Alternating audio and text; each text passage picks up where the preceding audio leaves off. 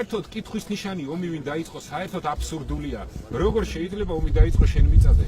ბევრჯერ მithkoms, კიდევ ერთხელ გავიმეორებ, რომ აგვისტოში რუსეთის შეიარაღებულმა ძალებმა გადმოლახეს საქართველოს საზღვარი და სრულმასშტაბიანი აგრესია განახორციელეს. ესე დაიწყო ომი საქართველოში. როდესაც პირველმა რუსმა ჯარისკაცმა გადმოკეთა საქართველოს საზღვარი და მილიონჯერ მithkoms და კიდევ ერთხელ გავიმეორებ, რომ ჩვენს ტერიტორიაზე ომს ვერ დაიწყებ. ყველამ უნდა იცოდეს, რომ მაშინ როდესაც ჩვენ სამშობლოს აბრალებს შენსავე მიწაზე ომის დაწყებას. მაშინ როდესაც შენ ამბობ, რომ სამხრივად ბოდიში უნდა მოუხადო შესაბამისად ადანაშაულე პირველ რიგში შენ ხავს.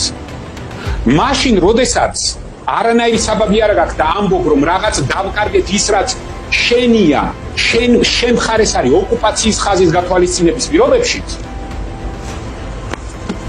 ამას შეცდომა ვერ დაერქმევა.